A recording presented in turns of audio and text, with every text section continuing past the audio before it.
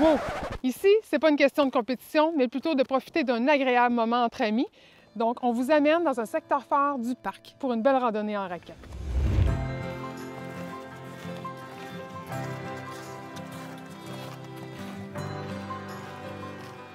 Ça fait déjà quelques minutes que nous marchons. C'est à partir d'ici que débute l'aventure pour le Mont Sugarloaf. Alors, on va profiter des paysages qui s'offrent à nous.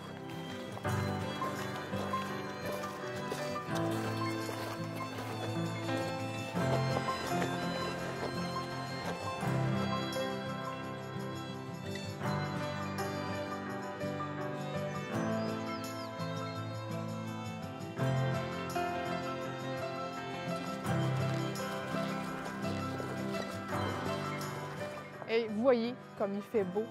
On est bien. On a du plaisir aujourd'hui à faire cette belle ascension du Mont Sugarloaf. La température, elle est parfaite. Donc, on poursuit en direction du sommet où là, un peu plus d'action nous attend.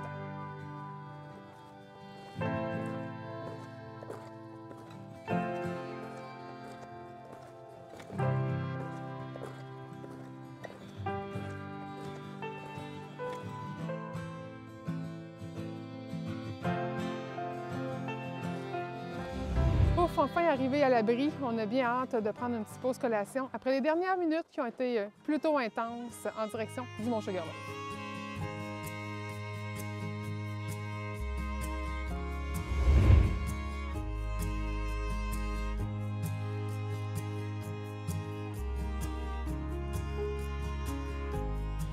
Après cette pause bien méritée, et question de ne pas trop se refroidir, on va poursuivre le dernier segment de la randonnée en direction du sommet.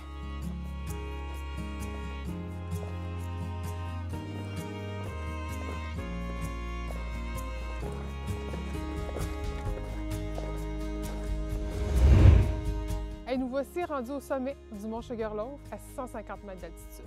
Vous voyez vraiment la vue panoramique qui s'offre à nous aujourd'hui. C'est fabuleux. Après tant d'efforts, on est vraiment récompensé. Vous pouvez voir derrière moi Sainte-Apolline-de-Paton, un petit village qui fait partie du territoire du Parc des Appalaches.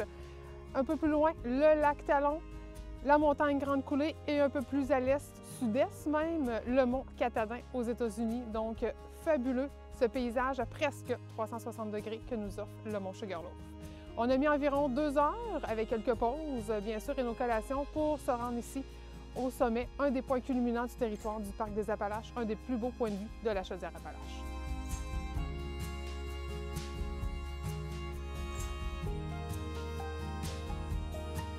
Après avoir profité pleinement du paysage qui s'offre à nous, bien, il est temps de se rendre à notre refuge pour la nuit. Donc, on revient par le sentier sur lequel on est arrivé. On va faire un petit arrêt par la suite au bistrot d'érable, question de se ravitailler pour le souper.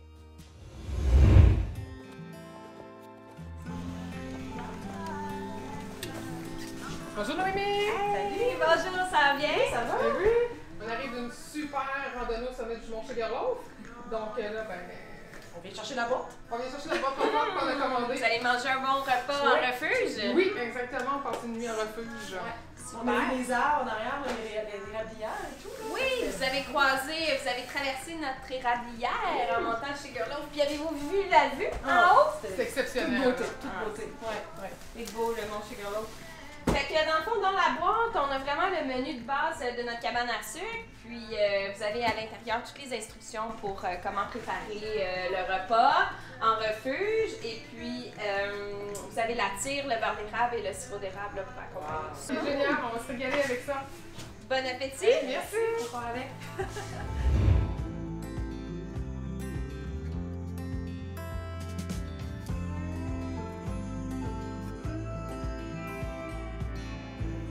Les refuges du parc sont l'endroit idéal pour passer un moment agréable et convivial entre amis après une belle randonnée. Pour plus de confort, vous pouvez séjourner au micro-chalet des Appalaches. Le micro-chalet des Appalaches est parti d'un rêve d'un passionné de la nature qui voulait, lui, partager le plus possible cette passion-là avec des chalets qui sont entre le chalet rustique et le chalet de luxe. Donc, au niveau des commodités, en étant mitoyen, comme ça, en étant entre les deux, on est en mesure d'aller chercher une tarification qui est plus abordable. Donc, pour monsieur, madame, tout le monde. Puis, bien sûr, on accepte et on adore les animaux. La nuit, depuis les refuges, vous avez la chance de découvrir un magnifique ciel étoilé, complétant l'expérience dans le parc des Appalaches.